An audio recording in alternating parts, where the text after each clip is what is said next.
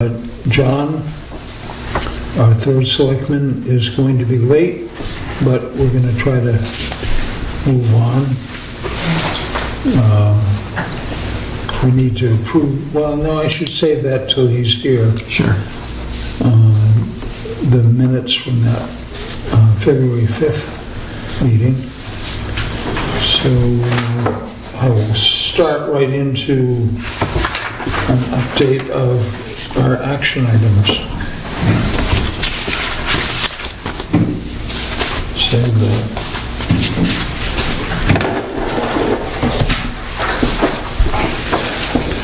And we have no action items pending, but I would like to give you the dates of coming up. March 12th, town election at the Whitney Center, 8 a.m. to 7 p.m. That's on a Tuesday. Thursday, March 14th, town meeting at the Whitney Center starts at 7 p.m. And after that, our next select meeting will be March 26th at 3:30 right here.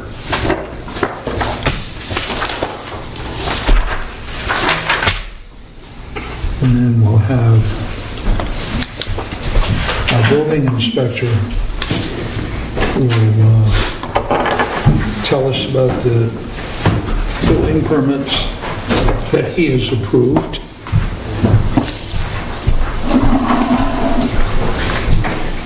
Hi, Kevin. How's it going, Kevin? All right, good. All right. Got two new building permits in. One is for 10 Presidential Road. It was to replace a boiler. And that's quite the process. And I have a building permit for new installed electrical service at 20 Red Barn Road. And when I went there, the house had tenants, and the house had no smoke detectors at all. And the tenants weren't aware of that either.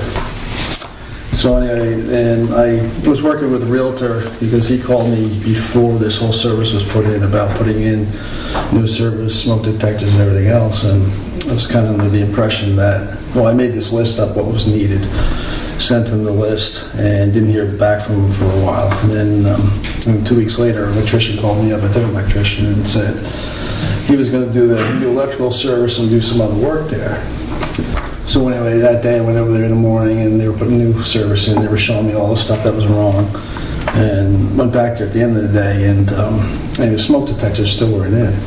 So I was like, what was going on here? And we found out that the owner didn't have enough money to put the smoke detectors in. So I'm like, great.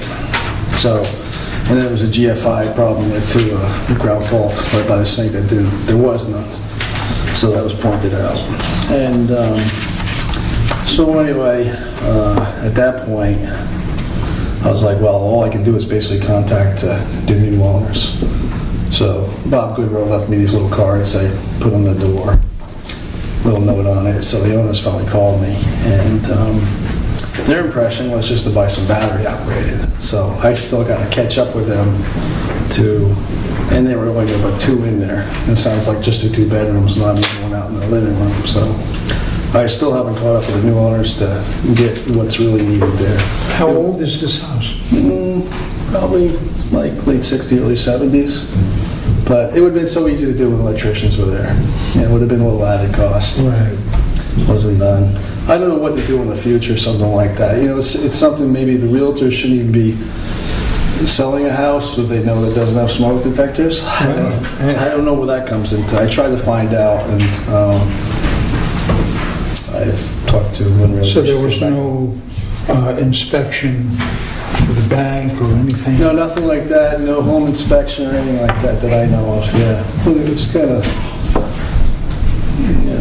kind of weird situation. Yeah. So anyway, that night, like I said, the new owners called me, and I think they put two battery operated, but it's still not up to code or whatever, with the, at least having the carbon monoxide and everything. So I don't know if they're staying here yet or not. I think they just stopped here, dropped some stuff off, kind of took off. So I'm going to try to get in contact with them again. Are they aware of the code? Yeah, I informed them, yep, over the phone. So I'll follow up on that. And then another house, another place in Jackson, I was doing an inspection. They were doing some work there and didn't have a permit, stopped by. They finally called today to get the permit, I guess, or fill it out. House has been there forever. No smoke detectors in it at all. So. Who's doing the work? The owners? No, they hired a local contractor. I don't remember his last name. But anyway, they got an electrician on board and he's going to get everything in there. But it's basically a place. Okay, whoever the contractor is, you should lean on him a little bit and say, look, you should know. You're in the town of Jackson. Yep. You need a building. Right, yep. So it's this process of, I got to contact the owner and everything else. I finally called the owner on Friday. He didn't know anything about, any of this. So all the stuff I told the contractor never related to the owner. I'm like, good working relationship. But anyway, the owner was very, he was glad that I talked to him and told him everything. And there's a possible oil leak in the fuel tank too. I called up White Mountain Oil about it. Their service guy was going to come and take a look at it. And there was a report in 2016 about an oil leak on the tank itself. Is the tank in the cellar? Yeah, and one leg's taken off, and I can't find the spec plate on it. Usually I have a spec plate, so it's old. So anyway, that's ongoing. And then on my inspection too on Red Barn Road, there's another issue. Co-op prints this beautiful book on electrical installations, everything from overheads to pedestal setups and everything like that. This is probably an old water service put in for power for a well, and the snowbanks, Separate meter. Yeah, separate meter. It's in the middle of this little cul-de-sac. It's been like that forever. Snowbank's 5 feet, 6 feet tall. The wires that hook up the meter are only like 9 feet off the ground. I mean, it's so easy for kids to be playing in a snowbank, reach up, touch it. Thing's probably about 1.5 feet out of plumb. It's been there forever.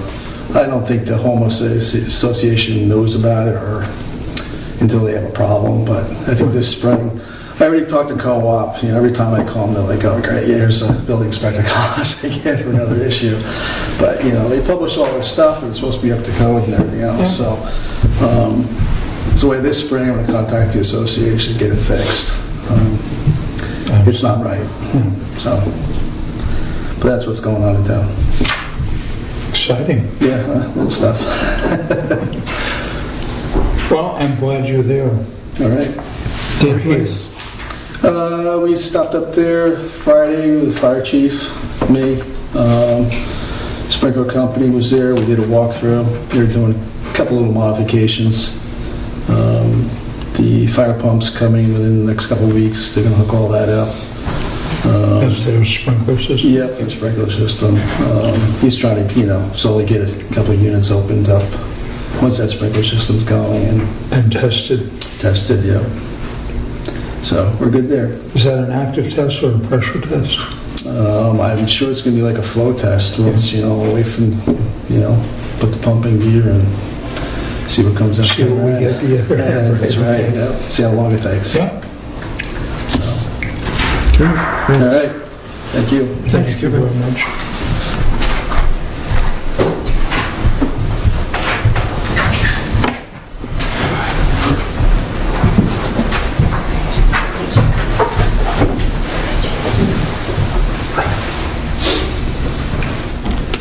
Okay. We'll move to new business, and I think the first discussion is the covered bridge maintenance and the closure of the covered bridge. It was supposed to be for 6 weeks, starting Monday, March 18th. I think there's some people here who would like to speak to that. Sure. Well, first, I would just like to maybe just shed some light from my business's perspective. So when we had the meeting after all the abuse that the bridge took the last time, it says here in the minutes that you had decided that we were going to do it at the end of March. And it might seem like I'm splitting hairs because there's a 2-week differential, but 3 weekends in ski season for my business is the equivalent of the entire income that I bring in for the month of May. It's hugely impactful. So perhaps we didn't anticipate that we would have winter more on the end as opposed to the beginning, but I'm a little frustrated that the email that I read from the state said that there weren't any more questions from the selectmen and that you guys had just gone ahead and approved the date. Well, I have questions. it was done at an open meeting. I mean, we didn't just... Right, and I'm not great at keeping up with... So the input that we had gotten was to do it certainly before Memorial Day. That was like the biggest. And then after that, you know, when they needed some weather, you know, a little break in the weather to get into March is, you know, because they'd have a hard time right now, obviously. And so we were trying to balance that out. Let's see. So we spoke to DOT construction, 6-week estimate. But what they did commit to was to be open by Memorial Day. Yeah, I called the guy from DOT today that sent the email, and I said everyone had been under the impression that it was 6 weeks. And he said, well, we were using 6 weeks, but what we committed to was to make sure we were open before Memorial Day. And he said, we're doing it a week later than what we had said, which wasn't, I went back and watched the video as well from the meeting. And nowhere in it did we ever say March 11th, but he said, well, we were gonna start March 11th, which that was nowhere said, written, anything. What had happened in the video was originally there was discussion about the beginning of April, and then it turned into the end of March. And so where the video ended was, okay, we'll start at the end of March. Can I say something? They originally was supposed to be the last week of March, the whole of April, and the first week of May. That's what they said. Well, but they didn't, on the video, they didn't commit to that. They said, well, we might have to slide it a week this way or a week this way. So there was nothing definitive. I did call the state too and talk to somebody there, and they told me the reason why it's 9 to 10 weeks, but they hope to open up a few weeks earlier than end of May, is because there's a big problem on this end of the bridge on our side, and when they take all that flooring off, they don't know what they're going to run into. So they're giving themselves a big window, but they will try to open up earlier. But the time is set for March 18th. They got other bridges they're doing too. Yeah, he did talk about depending on how the other sched jobs that they have on Lakewood. So that's what I was told. Yeah, me too. Not as much detail as... Yeah, well, I come out and asked them, I said, well, why is it you're doing this length of time when you said this? And they said, because there is a problem. They're hoping it's nothing big. They can get it done. The walkway will be open 90% of the time unless they're doing the electric. Then they have to shut the walkway down. So... And I can appreciate what he's saying about it. You don't know until you open it up. I mean, you've done that's what they said. They just don't quite know a bit what's of gonna remodeling, and you don't know where that rot is or that problem. So I think what Sarah's trying to say is we wish there was a little more communication from everybody about moving it up 2 weeks. You know what I mean? I asked why there wasn't a meeting. He told me, the guy at the state, said that the selectmen said that there was no need for a meeting. You would inform us about the closure.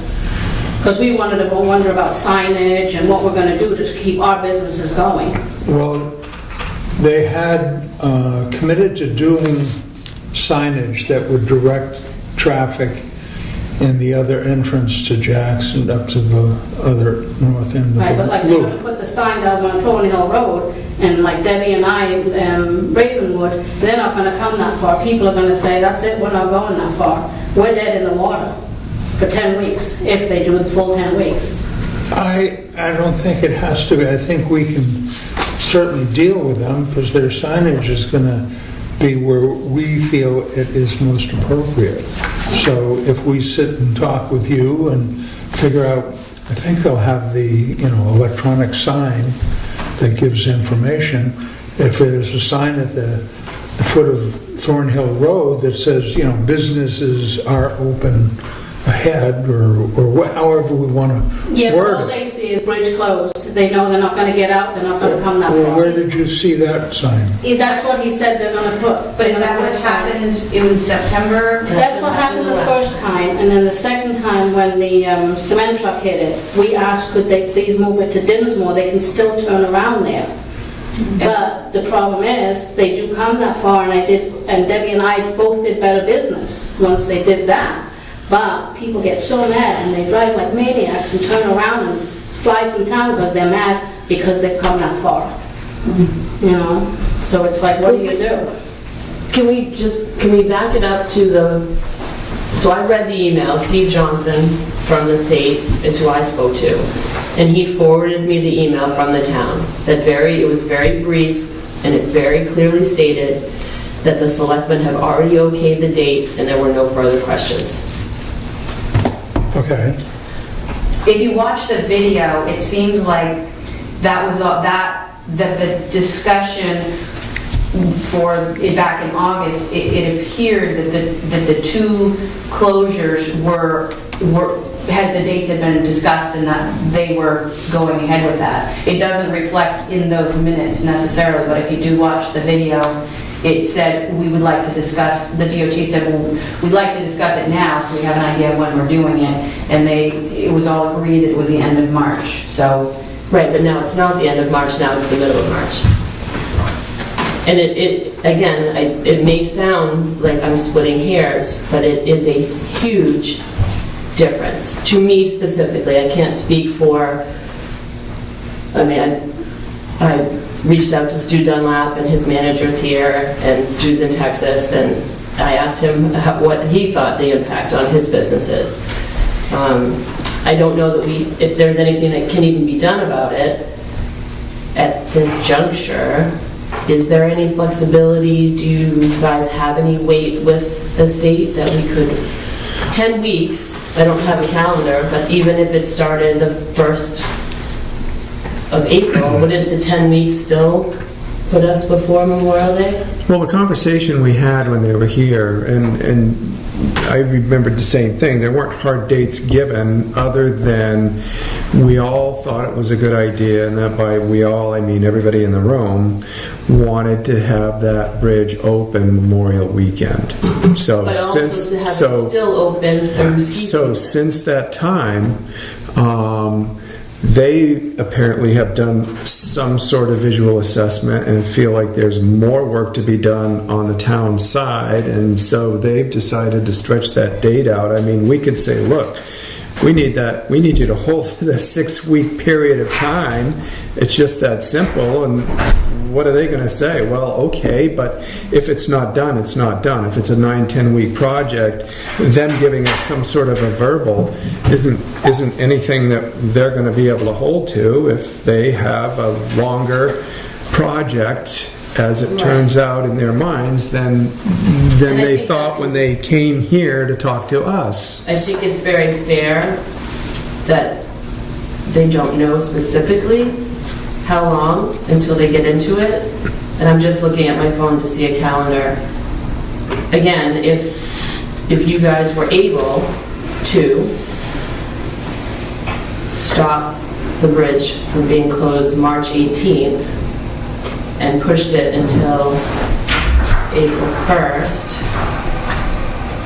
I think that still allows the 10 weeks, which they're saying just for the, with the oh shit moment of they rip everything apart and there's all this unknown stuff. And then we kind of have our cake and eat it too. I think Julie just calculated out 8 weeks. It's just. Is it? I can't imagine. Yeah, 8 weeks. It's like- I personally, I understand that there's other bridges and But if you were to ask me what's more important, I am going to say, of course, my businesses, my employees are. I mean, I would be a liar to say that I would be more concerned about a bridge in another town. It is the difference between me being able to keep my employees with full-time work all through the one season. I think the best at this point, I think the best that we could do is talk to the state.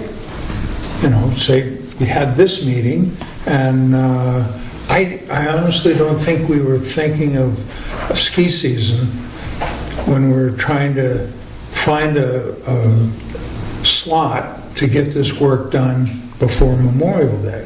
Because we knew we didn't want to have it, you know, jammed up for Memorial Day. That'd be silly too. So I don't know that we considered the ski season, because you never know when the ski season's going to end anyway. Obviously this year is probably May or June. And but you know, I don't think we considered that this end of it as much as we were trying to be ready so we could be all buffed out. And this might be a completely ridiculous thought, but I'm going to just throw it out there. I own a restaurant. I'm not a construction person, certainly not someone who works on antique bridges. But is it even a possibility that they do the work in two sections? They're tearing up the whole floor. So they can't do part of the work now and then part of it later? I don't think so. I think once they get in, set up, and going, you want to have a continuum. It's not, for the economics, it's not good to... Whose economics? Well, it's our economics, because we pay the taxes that go into all this stuff, so in the long run. But yes, so they're being conscious. Meal checks would be... They are being taxes conscious contributed. of doing this in an economical way. So you come in, you set up, and that's the time to do it. You go start to finish. If they have to break down halfway through and, you know, piece something together to make it workable, you end up doing redundant work that you wouldn't have had to do if you just went straight ahead. So I don't think that would be a viable But we're not avenue. sure. No, I Is it worth it said, asking that I think question? we need to ask the state, you know, how they can work with us on this idea of a little more time in March before it's closed, and if that would, you know, still get it done before Memorial Day weekend. I think it's, it was made clear to us, once the project starts, the bridge is closed. So I don't think you're able to get to a certain point in the project and reopen it up again. So it seemed like the project manager made that clear. Where we have a difference is us hearing end of March and seeing March 18th on the email that notified us of that. So that's a Monday, you know, and that's a huge ski weekend.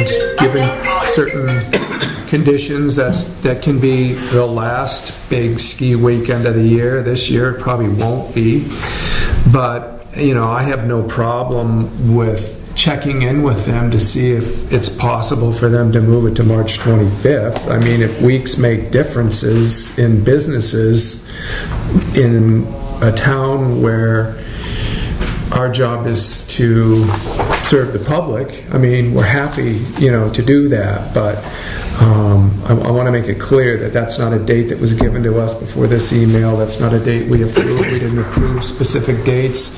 We got one issued to us, and they have outside factors that drove that date for them as well.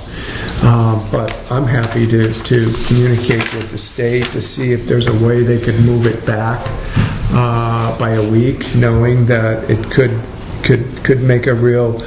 be a real benefit to some of the businesses served. I mean, they were totally clear that they would work with us and place whatever sign we needed, wherever we felt it was going to be, best serve, the businesses and the residents in town. So I have no concerns that we'll get a best sign placement that we possibly can for everybody involved this time. And I think that the increased thought going into it is because it's going to be 6, 7, 8 weeks out, so everybody understands that piece. I don't know how you guys feel about possibly contacting them and seeing if it works for them to move it back a week. But again, with their project on their road, we don't drive the project, but we can certainly represent the concerns expressed in the community.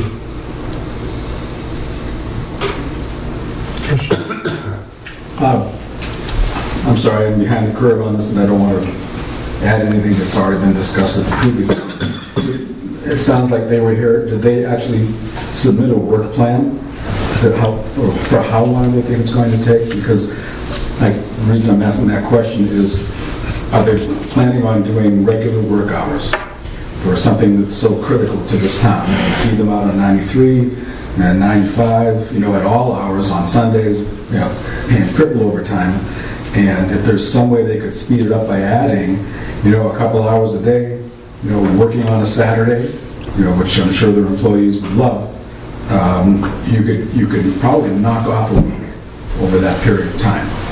And if you could, and I know what their answer is going to be, but if you could put that question to them too, I think it's a fair question, because, as I said, it's pretty much the lifeblood of the town. And enough said. So I wrote down, what are the work hours going to be? Yes, what's their work plan? Yeah, I just want. And I agree with you that because it's such a single lane bridge, you can't pull up half of it and then put it back down. You would add another week to it probably, doing something. No, that like makes perfect sense. And I'm all for starting stuff and finishing it. I just thought if we're discussing it, just to think of all our possible options. A couple extra hours a day and on Saturdays. I'll ask them the Saturday question. I'll be that person if you want me to. I don't mind. Steve Johnson and I already have a very special relationship. He did email me very promptly. I think that, and this is probably true of any business, any work crew, they've got their things happening. And unless we stop them and say, hey, pay attention to us, I think that they'll just keep going with their scheduling. And if we could get their ear and hold their attention and say, hey, could you think about, is that next bridge that you think you have to be on a certain timeline for, does that particular bridge really impact a bunch of businesses? Does it impact the state specifically financially? Because as you said, it is an economic situation, so you want to work efficiently. But on the same turn, I'm pretty sure that we all pay pretty heavily with room and meals tax, and we do contribute to the economy of the state. So maybe somewhere in there, they could just look at their schedule and maybe organize it a little bit more in our favor without being a detriment to whatever else is coming along in their schedule. Okay, but just also be aware that if we push towards, say, Saturday or even a 7-day week, are we then going to get pushback about that, about the noise, about, if we work under the lights, set up, like on the interstate, they set up the big lights. Well, if they do that, are we going to get pushback from that? So, yes, we will talk with them. We'll do our very best. We've certainly listened to you. And I wrote down the ideas, and we'll run them through. And so the noise and the lighting would affect You guys. I'm all for it. And the wonderful motel across the street. We never know where pushback is going to come from. It seems logical that it would be your businesses, but Oh, we sleep on the back, we wouldn't hear nothing. the neighborhood. I don't know where to come from. But anyway, we'll certainly ask all the questions. So just so I can get out what Stuart mentioned at the meeting, because he unfortunately could not be here. He's not only concerned with the financial impact it's going to have on the business, but his financial impact concern is a lot about our employees, and being shut down so early and going for so long, he anticipates he will have to probably lay off about 35% of our staff because we are going to lose so much business the way it shuts down and the way no one's going to come through. I mean, that's a substantial number, and we don't want to do that. We don't want to hurt the staff. We don't want to hurt the Wildcat itself. So, Okay, this covered bridge is part of the ambiance of Jackson. If we let it deteriorate, then that's poor business. Excuse me, let me finish. This isn't a fight here. I'm just stating that that bridge is very important. And if we don't repair it, then we're remiss. And in the long run, if you look 20 years down the road, we're looking at, March and April of this year.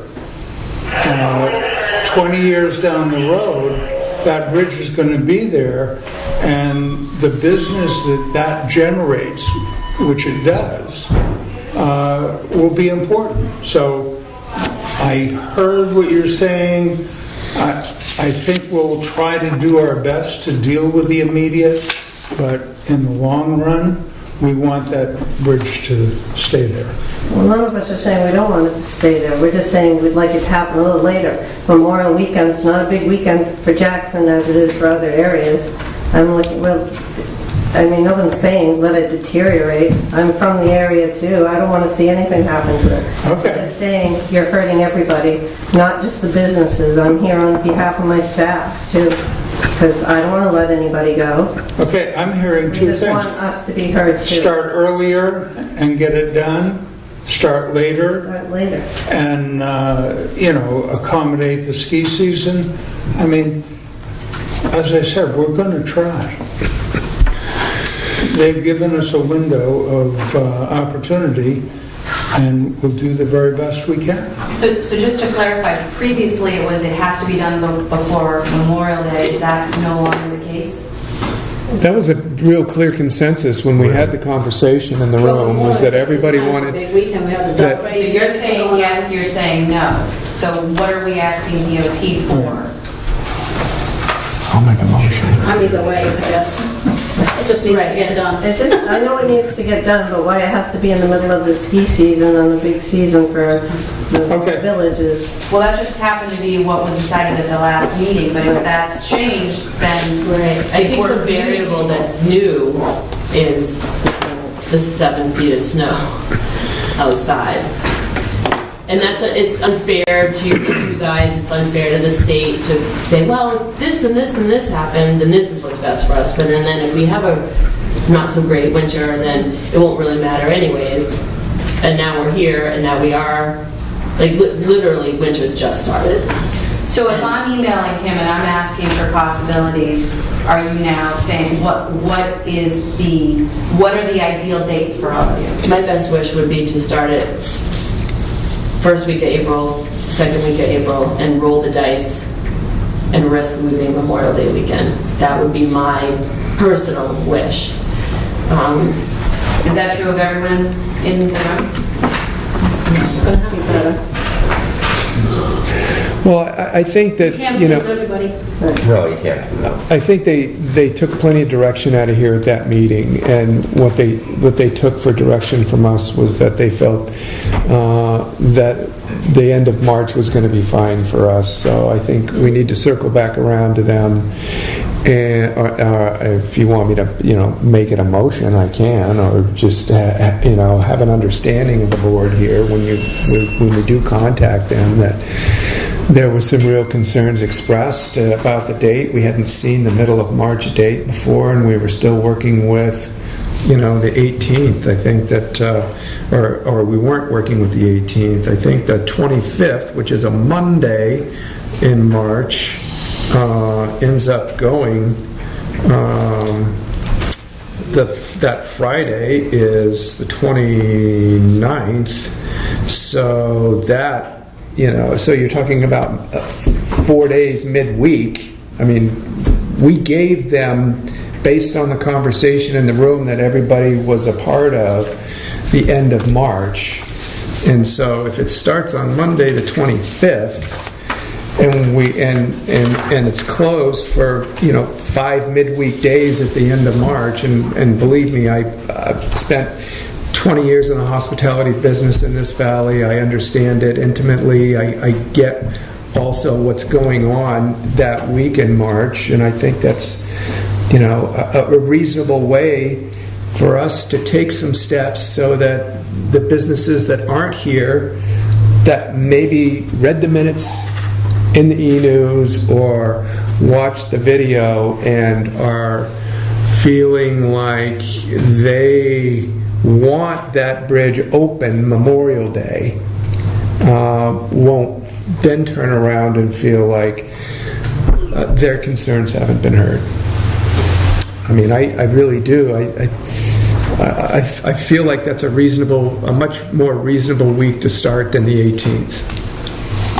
So if we can get that, and then we'll see if we can get James to be the project manager and have him work weekends and nights. I'll be there. Which is, I think, there's one crew in the state that works on these bridges, and we're fortunate to have a really talented crew that works on bridges like that. And so I'm not all that optimistic that they're going to be willing to relocate up here and work nights and weekends, but nothing ventured, nothing gained. I think too,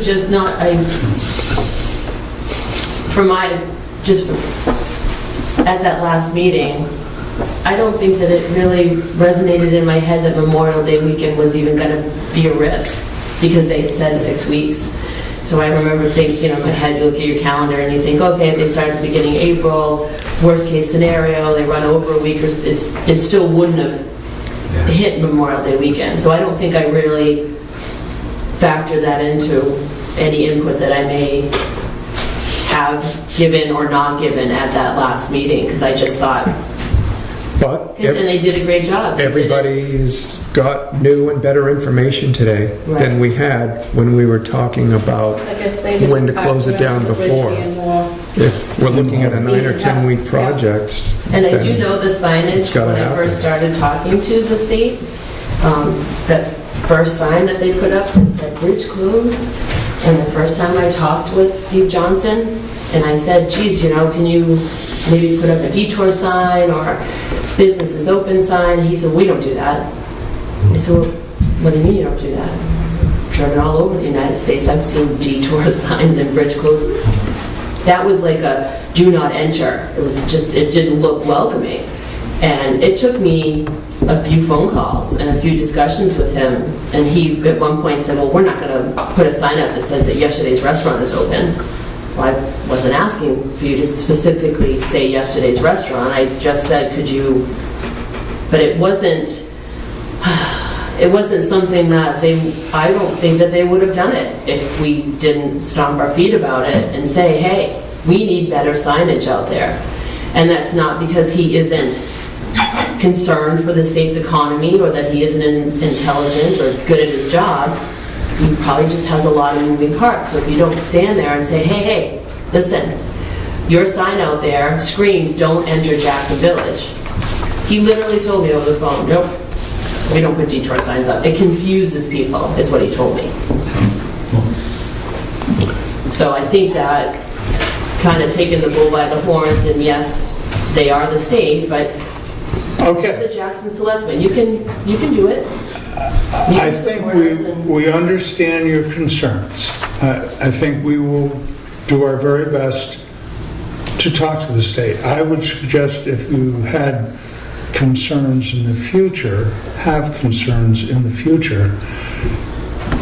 you engage us with it. We have as much leverage with them as you do, if not more. But engage us, and we can go at it together. So hopefully, we'll do what we can. We'll call the state. We'll see if they can push their envelope so that it accommodates us a little more. And I think that's where we'll go. Thank you. It's for your information. We signed it, the ice bar at the Wentworth, but I guess we signed it in the office. We never had it out here. Yeah, they accidentally submitted it late and asked if we could They were get it back to them. tardy. But anyway, there was no concern for us. They've had it in the past. We signed off on it.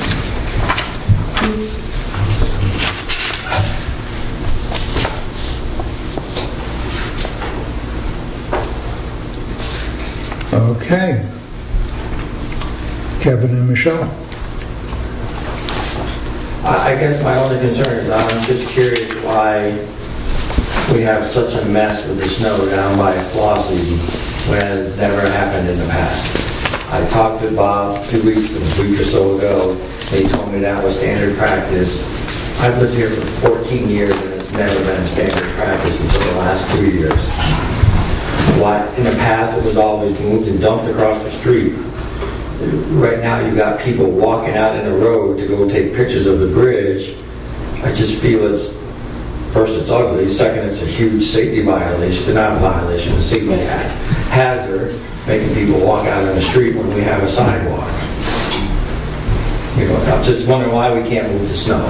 Okay, so you've spent some time talking to the state about... Actually, I haven't really talked to her. My wife is more I researched politically it correct than I am. because he spoke with you and you said it was our snow at one point. It's not our snow, it's state or town. And that's why I researched it and sent you that letter and state policy. And I had a bunch of people read it and they said they read exactly what I read, that it is the town's supposed to be doing it, it's taking care of it. It's almost to my walkway. And we just don't understand why it should be my snow to take care of. Because we're not clear of what the right-of-way is. But I guess I don't understand all these years, up until 2 years ago, it was always moved and cleaned.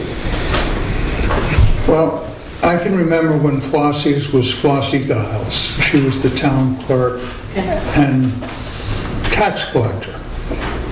And that area in front of her house was plowed privately.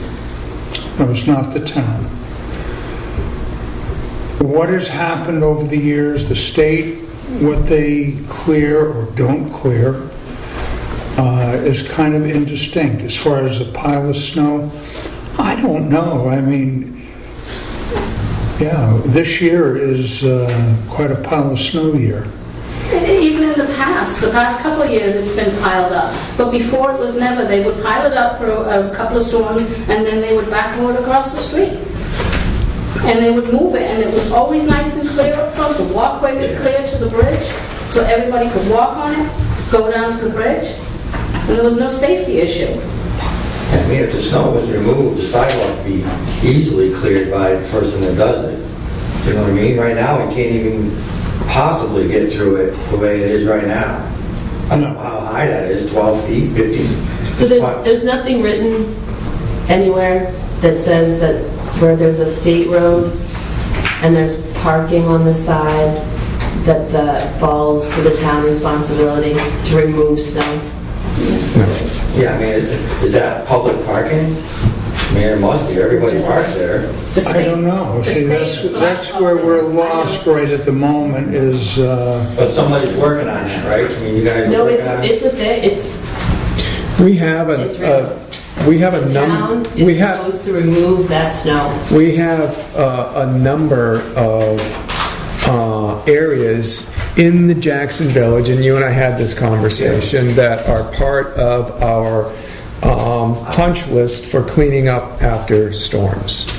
And that area in front of Flossie's has been on that list since at some point before us there was a sense that we really needed to have 2 spots plowed open in front of that building. And so there was a pile in the front and there was a pile in the back. And since that time, it's been on our list, is what my understanding is. Jay, do you understand it differently?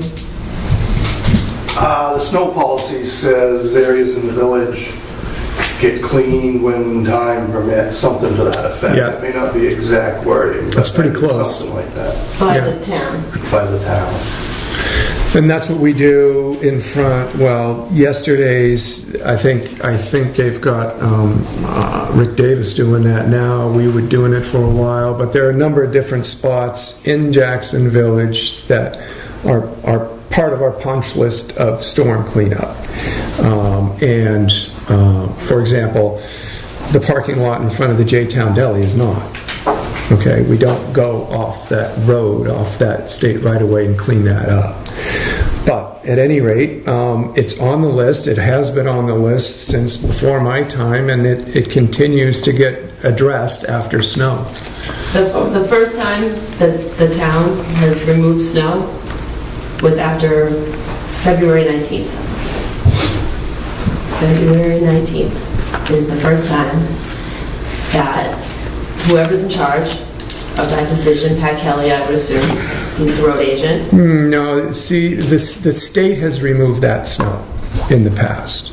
In fact, Jay Who saw... rented FF&J's truck? Excuse me. It's not... Here's how the not selectmen's meeting works, okay? One person has the floor at a time, and that way, when you have the floor, you don't have to worry about anybody interrupting you, okay? And so, as somebody who had the floor, I don't get to finish my thought when you think it's, appropriate for you to cut me off.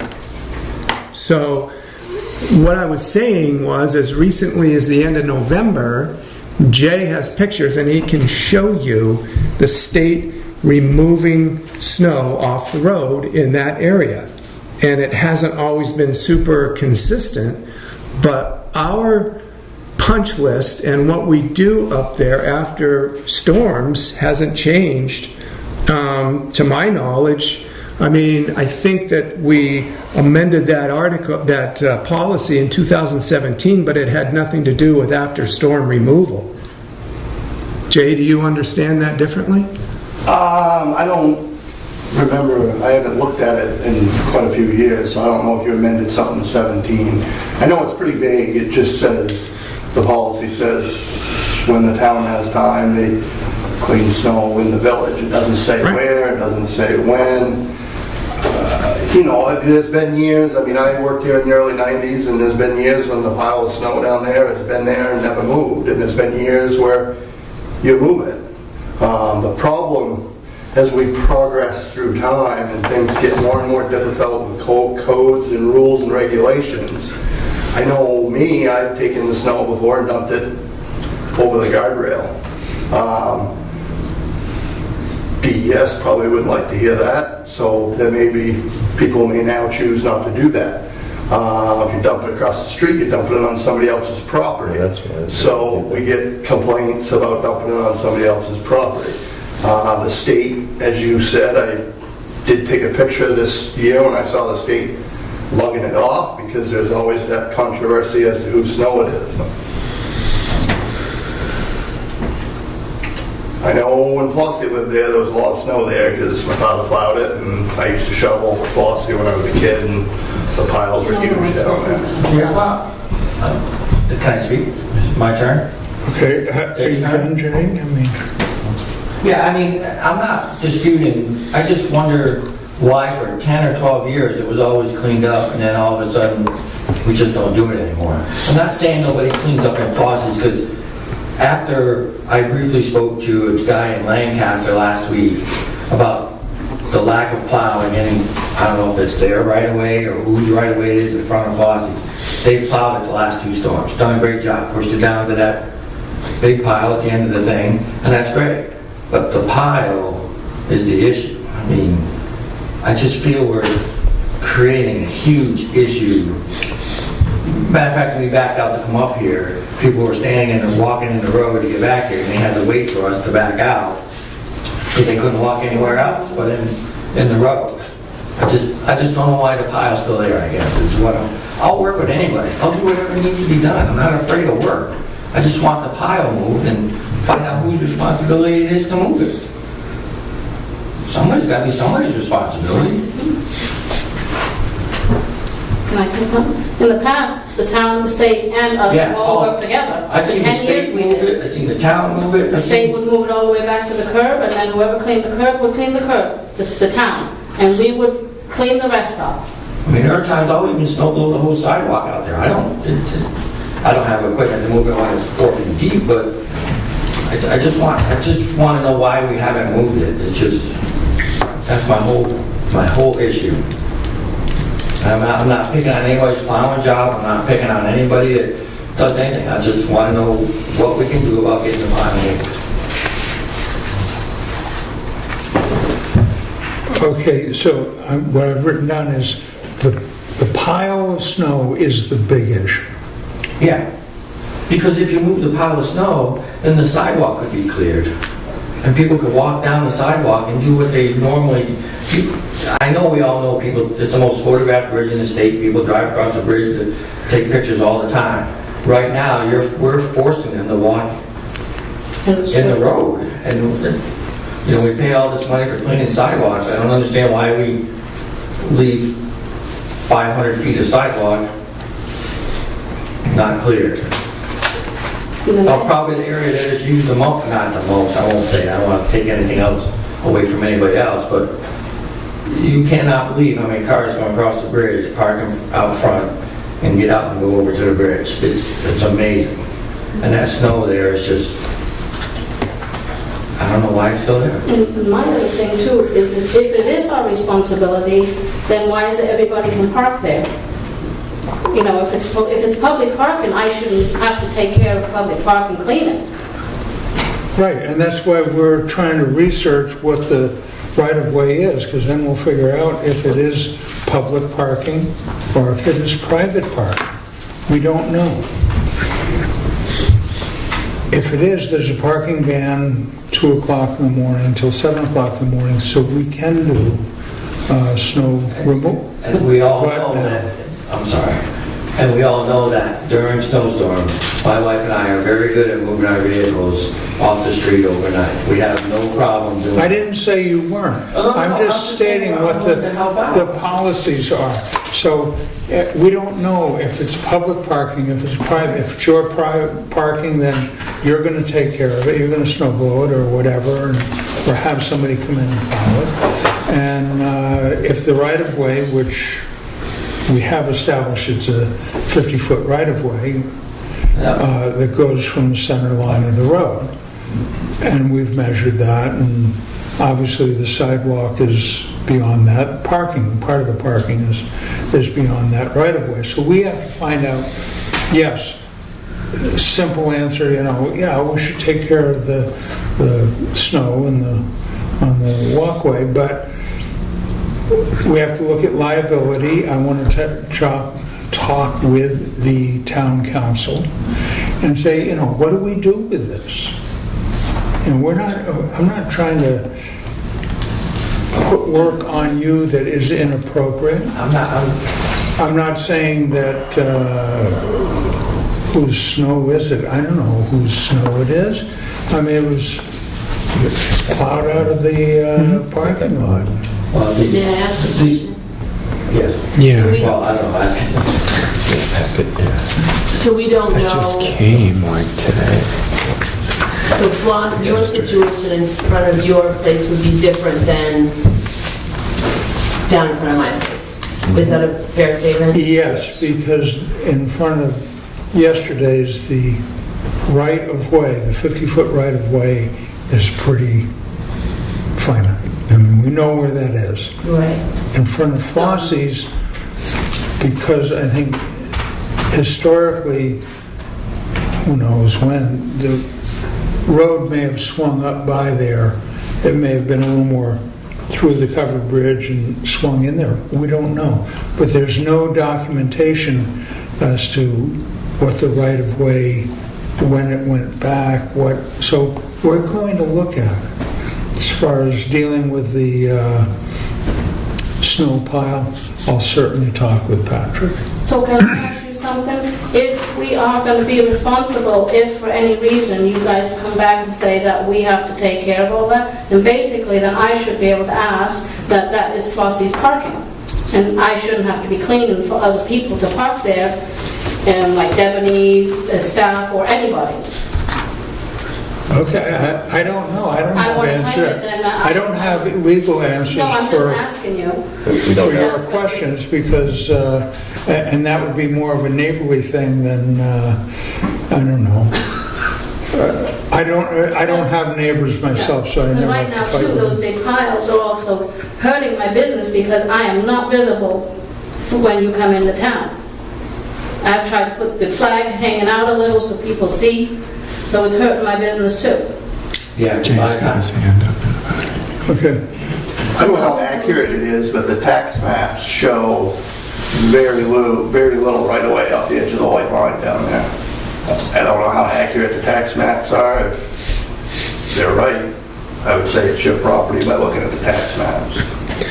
Like I said, I don't know what the accuracy is there, but Right. and then in front of Haskell's old house, it shows the same thing. There's not much of a right of way there. It's pretty narrow. So I can tell you that yesterday we heard from the Department of Transportation in Lancaster, because we've been communicating with them on this. We don't have anything solid that's been determined, or their position has not been written in stone on any of this, but I can tell you that Paul Regis is the head of the highway departments there in Lancaster, which is considered to be District 1. And he sent Julie an email yesterday that said, as I mentioned on Friday, I'm trying to gather information on the right-of-way in the area of the honeymoon-covered bridge on New Hampshire 16A in Jackson Village. There's a question of ownership of the large paved parking area on the north side of NH 16A on the village side of the bridge. According to our files, that large parking area was the original location of the roadway. We also have a plan here which shows that the road was relocated to its current location around 1940. The question is, who owns the property in the area of the original alignment? Typically, when a realignment occurs, there's paperwork between the state and town that relinquishes ownership and maintenance responsibilities of the old roadway to the town to do with as they please.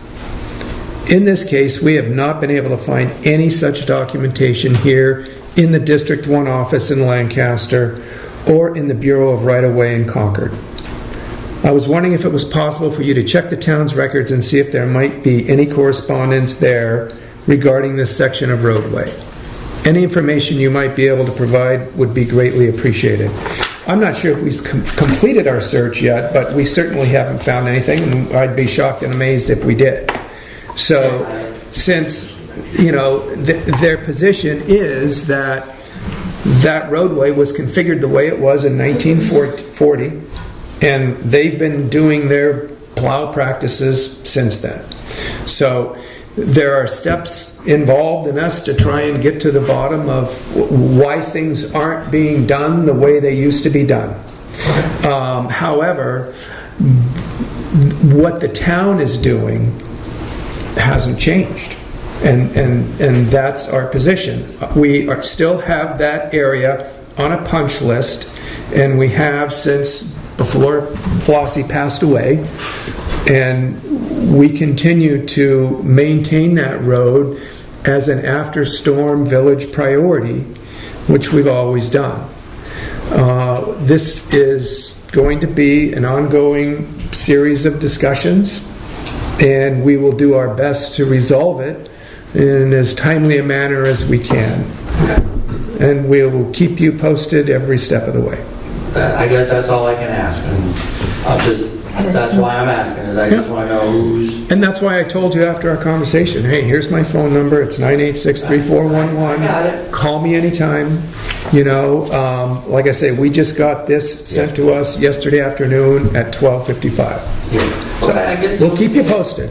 I guess the only thing that, quite frankly, kind of pissed me off when we talked was you just kept referring to it as my snow. And I guess I didn't understand why you would keep saying that. Do you know what I mean? And so after I hung up the phone, I was ready to drive around town and check out every plowing job in town, but I didn't do that. I don't have time for that. But I just, that particular conversation, I didn't feel went anywhere. Today I feel like I've made progress. I hope we figure it out and can work together and clean it up down there. It's a beautiful town. It should be beautiful all the way to the bridge. And I guess that's what I'm looking for. Gotcha. And right now, when you come over the bridge, and I'm not picking on anybody, nobody does 30 miles an hour in Jackson. So by the time they pass that pile of snow, Flossie's is already in the rearview mirror because they can't see her. That's how high that snow is down there. So I feel it in a way that kind of hurts her, and that's why we're also looking to get it moved. We're doing our best. Thank you. Sarah has a question. I do have a question, if I may. Sure. You made a statement that the town's still doing the same thing they've always done with snow removal? Like that, meaning that I don't know if you call it a law or the regulations haven't changed any? It's a policy. Our post-storm removal practices in Jackson Village haven't changed in years. So, as far as what's on the punch list and do we have less how we get to it. on the town crew this year, or No. So and it doesn't. I do pay Rick Davis when I used to have the FF&J plow, because I do recognize that certainly trying to have the school bus get up a road is more important than the parking in front of yesterday. So to just swim with the tide, I just pay whoever my personal plow person is to just plow the parking in front. I get it. Right. But the huge pile of snow at the end of the driveway that has fallen into the driveway repeatedly, that has been moved one time. And that was only removed. And I'm also curious why Pat's not here. I would feel that he would be an important part of this conversation, since he's the road agent for Jackson. So only after my boyfriend, who is friendly with all the plow guys, called Pat and said, hey, we done something to piss you off? Because we've got 4 feet of snow at the end of our driveway. And lo and behold, the next morning, all of a sudden, Jay's dump truck's out front, and there's the loader, and there goes the snow. So I'm asking a question of someone who's not in the room. What's going on? The roads are horrible. They're horrible. And I can't speak for the 50 customers that come in my restaurant that I listen to, but it's a disaster. And I don't have a commute, so I don't complain. I had even asked Pat at the beginning of the season, knowing that Kenny Crowther was going to retire and there'd be a new person, I said, I'll come in to yesterday's. I'll open up on my day off. I'll cook y'all breakfast. Like, just sit down at the beginning of the season and work together. I can literally sip my coffee and watch the state plow the snow from the middle of the road to the side of the road, and Jay gets it off the sidewalk, and then here comes the town, and they put it back on. They couldn't be working any harder. I think that there just might be a little bit of disorganization, and I feel it quite often. If you try to talk to Pat, it's, well, I just think it's stupid. We shouldn't have to take care of that snow. Well, okay, maybe it is stupid, but you can't just willy-nilly reinvent the wheel. I've lived there for 17, almost 18 years. The state always took care of certain things, and the town always, and maybe that's just because they were all friendly, and they were helping each other out. For example, the end of Town Hall Road and the dump road. Right? It's Jackson property, but Bartlett's already up there, so they're going to plow it. Makes sense. So maybe over the years, some things just weren't what was really written on the books, but the guys just got along better. so they work better together. But regardless, the town's a mess. Where's Pat? Did you guys ask him to? No, I did not ask him to attend this meeting. Because wouldn't he be a huge part of? Well, I wanted to listen to what, the issues. I wanted to listen to what the issues were. And really, policy does come from the selectmen. He doesn't set policy. He has a written mandate that we've gone by for years. But we did talk about that issue ahead of where you park, where you personally park. You had a pile of snow there. That was put there by the state. Yeah, he came down and cleaned it up because he's an accommodating person. And The he town would. put it there. The town plows the parking spots. I thought you had slipped out. The state plows the loop. The state does plow the road, but the town plows the parking spots. I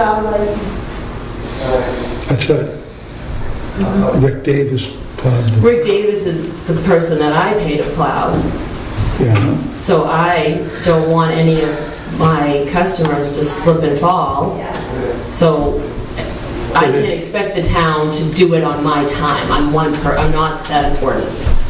So I just asked Rick to take care of it because he is my personal contracted plow person. But if you,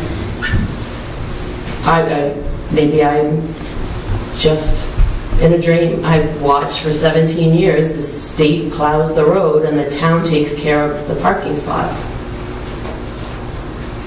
That's just the way it's always been. I talked to Jay about it years ago, and he said that that's... You mean the parking spots in front of, say, Snowflake Inn? like on both sides of the You street. know that's true, Jay? The town, What's that? state plows Route 16A, the loop, and then the town does the parking spots, is what she's saying, in town, in the village. The town has always cleaned the village up, the parking spots from the school to the tavern, the ball field.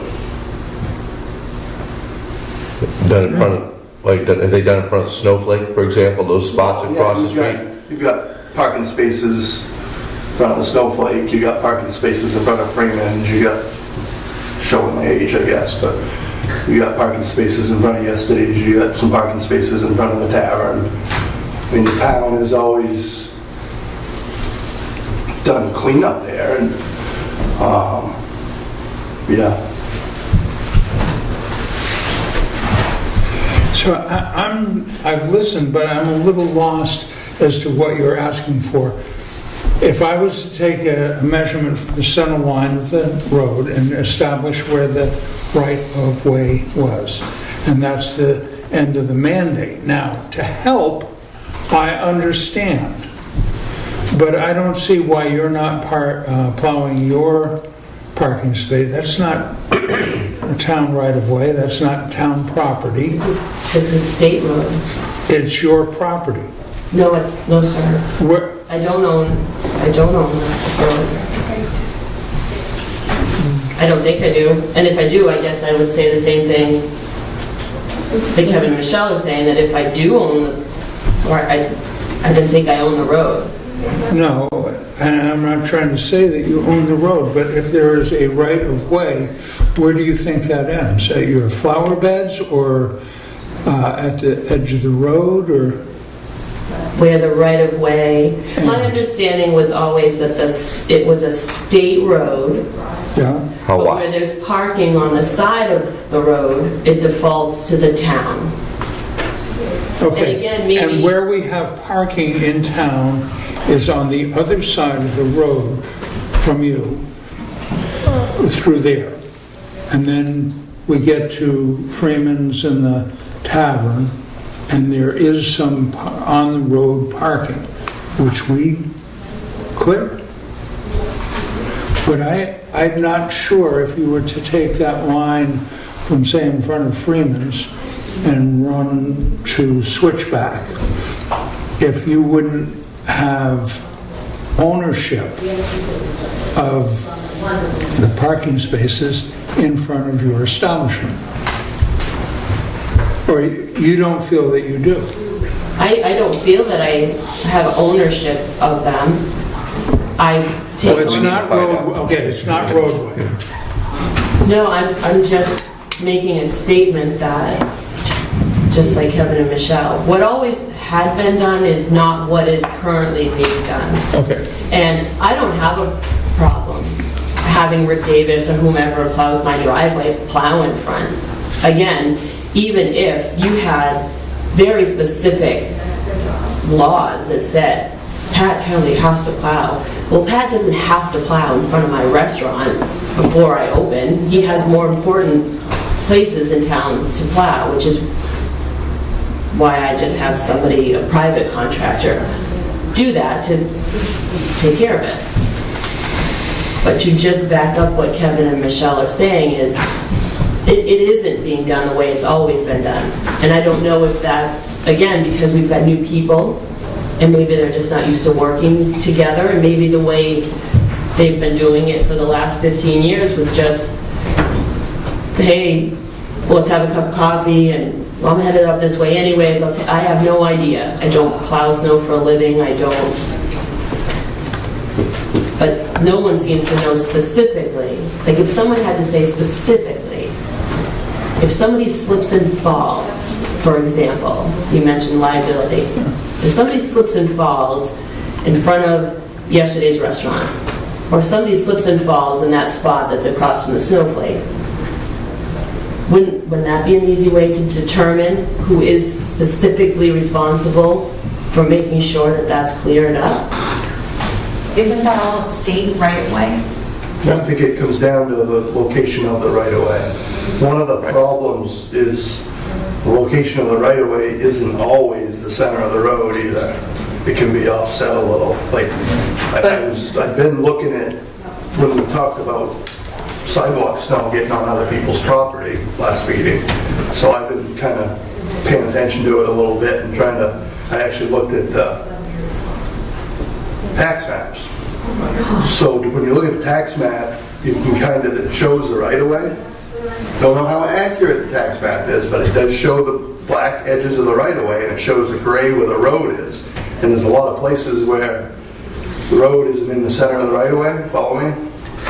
So, for instance, I think in front of Sarah's, it's offset one way or the other. So it isn't necessarily 24.5 feet off the center line. If somebody technically got hurt and the state sends the survey crew down and says, okay, boom, boom, boom. But the confusing part of that is you look at that and say, oh, well, maybe that's the right of way. When the state came through and paved it, they paved curb into flower pot. Right. So it's like, okay, why is the state paving something if they don't own it? We asked that. I asked that exact question, and he, basically all he said to me was, I don't know why, maybe you got lucky. And that was his answer. But I asked him that exact question, if it's not state right away, why did you pave it all the way to the curb? And he really didn't have a good...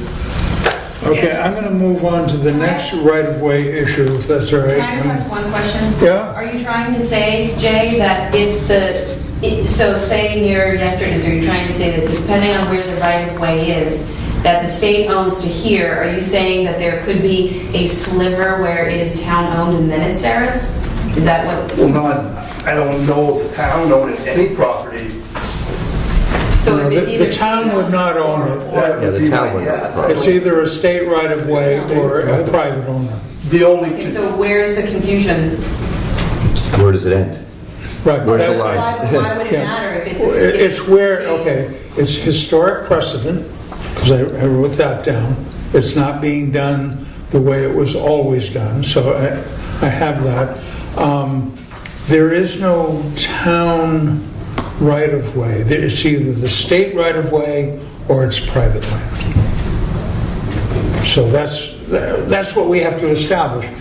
And, you know, we're going to keep working on it, because Really, Just, it doesn't do us any good to be hassling over this. We want this to work smoothly. The businesses that are in town are important.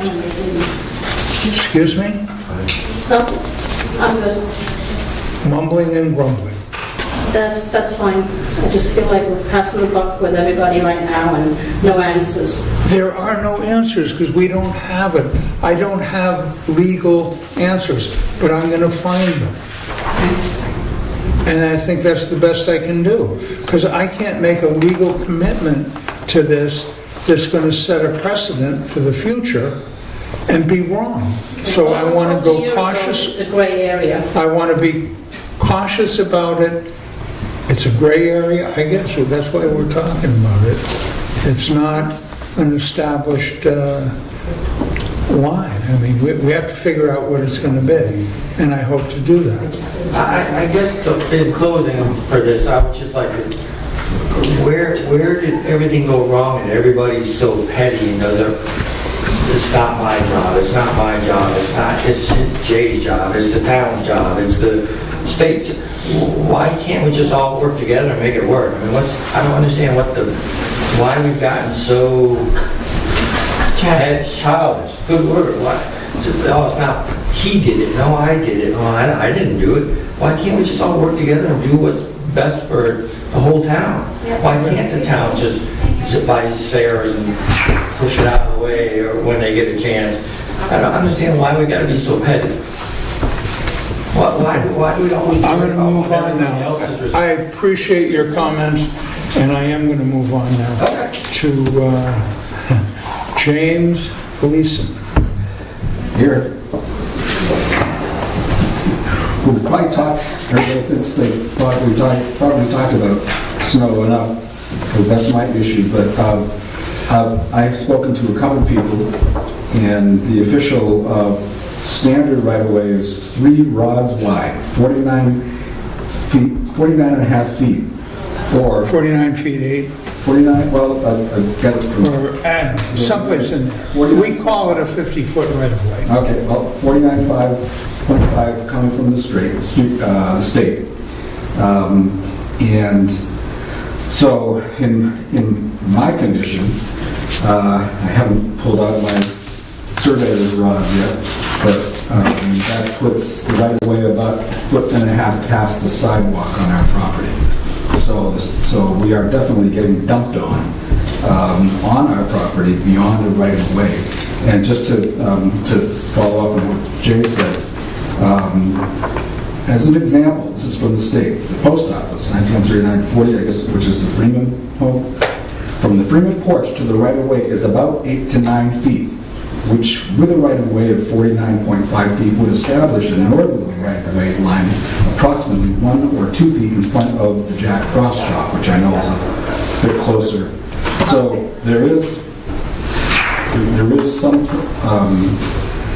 precedent to where it is at that area. If it's not exactly on the center line, then I can understand that because you're curving and when they're laying things out. But in no way is the right of way to the trees on our property where we're stowing snow for the city and the state, or the town and the state. Okay. So we had from 18 feet from the center line to the edge of the sidewalk.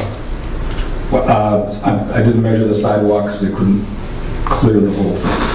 So, but if you go from perfunctorily from the center line of the road as it's delineated by the stripes, if you go 24 feet 9 inches, that is just about a foot or so beyond the sidewalk. So everything beyond that is outside of the right of way, unless there's something else. And I've talked with probably the same guy up in District 1, and we've got the town records for 1829, book 2, page 85. The closest we could get to that was this letter from the state, dated in 1979. Okay. So that's just to clear up the physical right-of-way. Yeah. What we do about the issue of the snow, I know we're going to have to talk about because, Okay, the issue of the snow is what we're Yeah. going to move on to. on our property. Yeah, what would you like to, Well, it's ruining our lawn. It takes forever for it to grow back. It takes till the end of July, as I mentioned last time. I don't want to start repeating myself in the previous meeting. But I see with the front end loaders moving it off the town property over there, or on this side, and I know they've got to keep it clear, but they can do it there. They can find a way to not put it all on our property. It's too late this season. I'm not expecting it to be scraped off now unless we get another, 10 or 15. but do you have a solution? I Yes, understand. Don't leave it there. Take it off. Jesus. It's being plowed Okay. up. I've shown- You're saying that we then should just be bucketing and trucking out snow in town? Well, you're doing it over here. You're doing it on the town property. I see dump trucks taking snow off of that property. I see the plows coming and forcing it way beyond the sidewalk onto our property, onto shrubs that we put in. It's crushing stuff that's there. It's not even just our property, it's the next property over, the small one. So the solution is find a way to not store it. Or, I don't know, do you want to buy right away to put it there? Jay's got his hand. No, I don't want to buy anything. So I don't know, and I'm not expecting it to be solved. I just wanted to try to clear up the issue about right-of-ways, and I'm sure there's going to be more talk about where it really is and whatnot. But, I would really appreciate it. Oh, no, I mean, we're going to try again. You can only take my word for it, but we're going to try and make this thing work. Okay. Because it's all important to us. That walkway, the sidewalk is important Oh, it is. to the town. It's a wonderful thing. I happen to be in a meeting with the age-friendly community, and one of the aspects that we had in Jackson was a place for safe to walk. I'm not disputing the fact that there should be a sidewalk there, nor should it not be cleared. What I'm saying is clear it and don't put it all on that your... snow with all the salt and all the sand. Jay? So, there's no, I don't disagree a bit that there isn't snow that's pushed on his property. After the last meeting, the next time I blew the sidewalks, I paid close attention to where I was just curious of where's the snow going? Pretty much every single spot that we push snow or blow snow is going on somebody's property. So off the right of way. So the only solution there, the only solution is to not plow the sidewalks or push it back out into the road like Conway does. So I guess that's a $100,000 budget line item to Exactly. snow blower, a truck, big snow blower, and 2 or 3 10-wheelers to haul it away. You pay for the trucking, and where are you going to put it? Yeah, and the problem that we have is the village is so tight everywhere, there is no breakdown lane between the sidewalk and the white line. Conway has a little bit more breakdown lane, for example, to be able to put snow and pick it up later. So what the solution is, who knows? I don't know. Yeah. Well, and if you had to remove, we say, okay, we're gonna remove the snow in front of James's property. We're gonna take a loader and we're gonna lug it off the grass, try to load it in the truck and haul it off. You gotta do it in front of Snowflake, you gotta do it in front of Jack Fry, Doesn't seem to be. Corn, you gotta do it in front of Cluster days. Top House Eatery. So you're right back to $100,000 line item. It's $123,000 because we've priced it. No, I mean, I'm not even talking about that. That doesn't solve your problem. We're talking about the cost of Yeah. removing snow from the road. It'd be interesting to see if that particular rig is going to be able to load trucks. Maybe it will. Well, and you're right about that. Every last bit of snow that has been moved to clear the sidewalk has ended up off the right-of-way on somebody's property. And there's really no way around that we can see. We don't have dump trucks in the winter because they've all been repurposed to spread sand and salt, and they aren't set up to collect snow. And we don't have a blower that can go around and blow snow into a dump truck, and so these are expensive things. And that, and again, we're hearing about things that we've been doing the way we've been doing, and I know there are people in the room that disagree with that, but we've been dealing with snow the same way on that sidewalk. And in fact, it was 3 years ago at the town meeting when at least one resident said, could you do a better job on the sidewalks? And since then, we've been focused on trying to do a better job on the sidewalks. And has it come at the expense of property owners whose lawns don't come back until June? Yeah. Do we need to make sure we consider that as well? And when we're plowing off the sidewalks, are we gouging? I think maybe in an effort to have that sidewalk clear, and I lived here for quite a while, and I've never seen the sidewalks look better. And it's because we have somebody on them right after a storm. We're not waiting a day or a day and a half for somebody to show up with a machine with snow that's been settled, and then only having a limited opportunity to remove that snow. And so we're doing the best we can with what we have. And obviously, in times of major snowfall like this, it doesn't seem to be good enough for some, and that doesn't mean we're not doing the best we can. We have avoided trying to purchase a sidewalk machine for quite a while because they're not cheap. It's a specialty item that costs a lot of money, and we take direction from the legislative body. And if that's a machine that they want us to purchase, and they understand what that means for their property, for their municipal tax rate, then that's where we take our direction. But one of the problems you're going to have is if you say, okay, we're not going to put it on, I'm not going to put any snow on anybody's land. You can't, even if you say, okay, I'm going to push it out, you don't have shoulder enough to even store any snow. You push it off the sidewalk, it's going to impede traffic, and it's going to be in the road, and cars are going to be driving over it. And then, like Sarah says, I go through and plow it, or whoever plows it, the state pushes it back on, you push it back off, you push it back on, you push it, it's just back and forth. But if you, let's just say we're not going to put it on anybody's right away, we're going to put it. You can't push it in the road and impede traffic. You can't blow it in the back of 2 dump trucks, 3 dump trucks during a storm.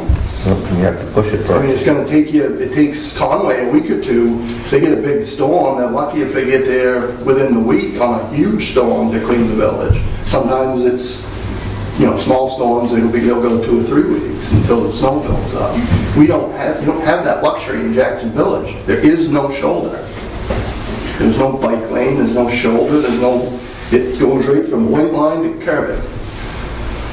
Okay, Jerry? I was just going to suggest that the selectmen consider a resolution to have the 15 days not go below 50 degrees. I'm going to write that one in, because that would be very helpful. and Jay says maybe heat the sidewalks. Degrees. Oh, with the solar, we could have coils in the And heat road. sidewalks. And the sidewalks. Solar panels you're going to put up on the buildings. So it's not the fact, I realize that there is not a lot of room here, but it's the extent. I mean, if you were to walk by our property, there's a 5 to 6 foot pretty much clear spot between the edge of the sidewalk in some places where they've just pushed and pushed and pushed as far as they can. I know they're probably, anticipating having to put more there, but I know it's got to go someplace. I know that, you have to have a little bit on the property that's going to happen, but it's just the extent. And it seems like, we've just been taking advantage of, oh, look, there's some property there, they don't use that. Let's take as much of that as we can. I don't think anybody's trying to take advantage. I know, but that's what it feels like. I don't think anybody is. We're trying to solve a problem, and it's an ongoing problem. So we have it, okay, now 3, 4 parties that are not happy with the way it's working. I accept that. I understand you're not happy. And we're going to try to do what we can. And it isn't to just push, salt and sand onto your property where you're trying to landscape and make it look attractive. Sarah? I did mention the snow at the end of the driveway and means of complaints. I love winter. My boyfriend would feel differently since he was the one that always ends up having to shovel it. My point in mentioning it was that there just seems to be a very different protocol this winter than in previous winters. And in an effort to solve a problem, you would have to discover what that problem is, which is why I was saying it would have been really great if Pat was here, because he's the boss. And maybe he would be able to weigh in and say, this is why we're doing it this way now. It is different. It's my 18th winter in Jackson. It's not the same. And maybe there's other parts of Jackson that are faring much better. And if someone was here that could give that information, I might be able to say, oh, well, that makes sense. And, there's always got to be a little give to a little get, right? You can't, it's never going to be perfect. Yeah. So we don't have enough. It's got to be given.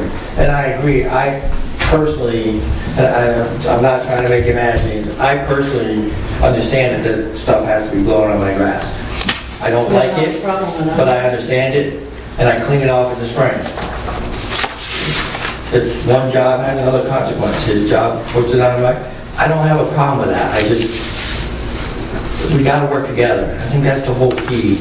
And you're talking about saving money on not purchasing, which I appreciate, not purchasing a $135,000 piece of equipment. I just think I'm back to that pile. What does that cost? $2,500 to get it away? I mean, maybe in the future, I don't know how you do it, but there's that spot between Flossie's and the barn. Maybe we dump snow in there. It's an easy commute. It's right there. We just, with a loader, just haul it in there and dump it. I mean... Where do the other towns put their snow? Oh, I probably dumped it out by First Bridge. Is it First Bridge? They go to First Bridge, they go down by Walmart. Like, where would you suggest? What's that? Like, if you had to pick a place, if somebody just magically donated equipment and said, oh, we'll give you this, where would be a place that We you don't would? have a great spot. We've been dumping some over here. That'll fill up really quick. The only spot they dump snow is up by the old town hall. But you gotta be a little careful as to how much you crowd towards the river, I guess. I mean, that's where it's always been done.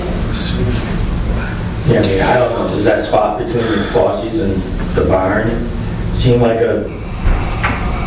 just to get rid of the snow there? I don't know, that you snow blow that for parking. I know, but I'm talking like beyond, along the side of the barn. Between the barn and my house. Yeah. I mean, if the loader were to keep that pushed back starting at the beginning of the year, I mean, I could still park Just out gotta be a there. little careful with the snow coming off the roof over the... That's what I mean, and that's one of the things I have a concern about is... I don't think that in the winter that would be the greatest spot to get in and out of with a big truck. Okay, but it's an idea. I hear what That's you're an idea. saying. We're kind of casting around, how do we do this? We'll figure it, and it's gonna cost money. It's definitely been a bad, it's definitely been a costs bad money. year. I mean, '08 was a bigger snow year, but the ice has pretty much killed us no matter where you go. I don't care if it's plowing your driveway, if it's plowing the sidewalk, the ice is just, it's just been a bad year. really bad. '08 was a bigger snow year, but we hadn't had this level of snowfall by the 15th of February that Well, in the combination of the rain we've had this year. Just can't. That's right. So, can't. I mean, there are people that have been plowing in this town for 40 years that say they can't remember the last time we had this much snow between the beginning of winter and the middle of February. And no thaw. And so That's the big. we're doing the best we can. So is the road crew, and we will continue to work to listen to concerns and identify ways to make things better. You know, in Pat's defense, it comes down to what you want to pick to do. Priorities. You say, okay, I'm going to work on the sidewalks and I'm going to lug snow away from the sidewalks in these spots. Well, then the hydrants don't get shoveled, or the police have no parking, or the school has no parking. So if you choose to do, and because it's been a bad year, it's been a bad year, you know, so then you choose to do other stuff, other people are mad, you know, it's always trying to find the balance, and So just you like don't find that balance. you're saying, this is a bad year. Well, it's a bad year for dealing with snow. It's an awful good year for the skiers. It's an awful good year for restaurants that depend on skiers. So back and forth it goes. It's not all that bad. We have issues we can't foresee constantly. So when the tree went down last night at the top of Tin Mine Road on Balsams and took down power lines, and we had to come back into work, and we had to get those trees out of the way so the power could be hooked up, only to realize that now there was a tree down on Dundee Road, and now we had to go over there. I mean, these are real things. They push back priorities, and we have a small crew, and it's our sense that people don't want to see the crew get bigger, and if we play our cards right, the crew doesn't need to get bigger. But when we have this much snow come down and we have things we can't foresee that happen, I'm the liaison to the highway department, and it concerns me to hear people that want to imply that crew is anything other than working as hard as they can and working with state crews, because I know that that's what happens. But I'm here to hear your complaints. I'm here to do the best I can to address your concerns, and I thank you for bringing them.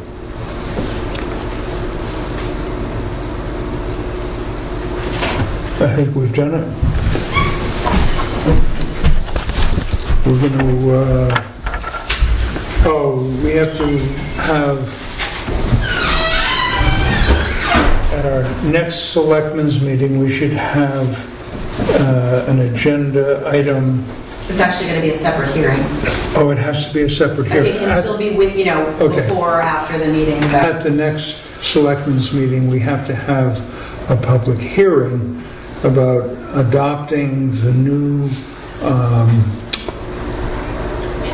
pricing for the pole use by Spectrum. The settlement. yeah, no, not the settlement. It's The settlement we've done, but now we have to adopt the new pricing Right. for the estimate. I'm hoping that the state will help us with that by adopting guidelines for all towns. I don't know if you'll follow that. There are towns that assess the utility poles, the utility infrastructure at a different rate. Like, I think Lancaster hired a negotiator, so they have a fantastic assessment on each utility pole, and all that does is the co-op just passes that along to us as the cost of doing business. So we have bought Lancaster a new fire truck or a new police cruiser or whatever by the tax rate that they place on the utility. So there is a House bill in the works that would settle that. They would set the rate, and that would be statewide. So that's just for your information. I was just reminded that the minutes still have to be approved. That's right, Oh, we skipped have over to that. put that aside. That's out there. Make sure you- We have to, another for your information, oh no, we got that one. Okay, let's approve the minutes of the February 5th meeting. Gentlemen? I'll make a motion to approve the minutes, the Selectmen's meeting on February 5th, the public meeting. I'll second. All in favor? Aye. Aye.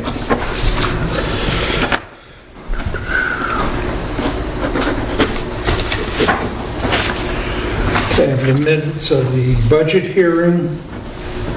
I will say I was disappointed in the turnout for the budget hearing. Not as disappointed as I was in the turnout for the school board meeting, but I would like to see more people turning out for the budget hearing, because that's really the place to hammer out money issues. So I just thought I'd throw that out there. The minutes of the budget hearing. Make a motion to accept those minutes from February 5th, this budget hearing meeting number 2. Second. All in favor? Aye. Okay.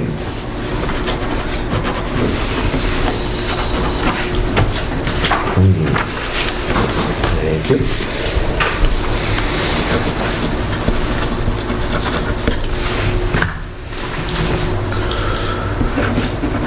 And just as a side note, I got an email from DOT. They were about to publish something in the paper about the closure. I said, hold off.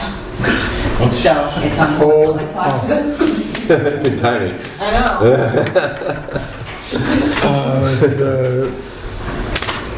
The non-public from 5 February, I'd like to seal them and sign them up. I think we already voted to seal those, so we can go ahead and sign that.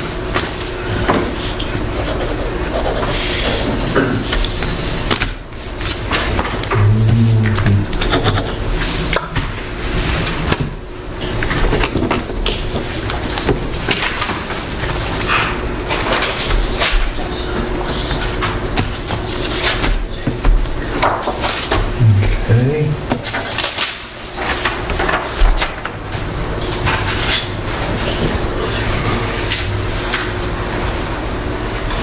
Oh, we've come to the end of it, folks. Public comments. Yeah, any public comment, further comment? Yes? Just like to make a quick comment on the plowing on the town roads. I've lived in town 17 years, and I know this is a tough winter, but the banks aren't getting pushed back, winged back. And I know they can get winged back, because I've seen them get winged back before, years past. And, they finally came up and winged back Green Hill Road and Pine Brook Road right before February vacation week, or maybe right during February vacation week. But if we could just encourage the town crew to really try to push those snowbanks back, because there's been a lot of times where two pickup trucks can't pass on a regular town road. It's not a Class 6 road, it's Green Hill Road, which is a pretty wide road compared to some of the roads in town. And nobody wants those berms pushed back and winged back more than the town crew. I can tell you that the grader's the right machine to do that, but when the chains got worn, we had links that broke, and when the links broke, it severed brake lines, and so we had a series of repairs that left our grader down for about 10 days. And the reason that you saw that snowbanks were winged back on your road is the same reason I saw that they were winged back on my road. The grader's up and running now. Okay, so the grader's been down for a while? Yeah. The grader's been down because the brake lines were severed because the chains broke. And when I was coming here this afternoon, they were up on Black Mountain Road doing just that. And they had the grader going and a small truck and a front end loader. So they're trying to clean up even every driveway.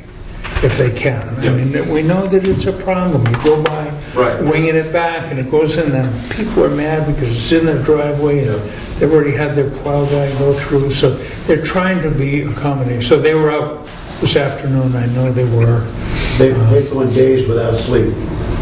Well, and maybe we'll see how well that grader works, because we got more snow on the way. And also, there Wing back. are over 100 hours of OT in February alone. So they put their time in. Okay. I would entertain into this. I'll make a motion to adjourn. I will second. All in favor? Aye. Kind of funny.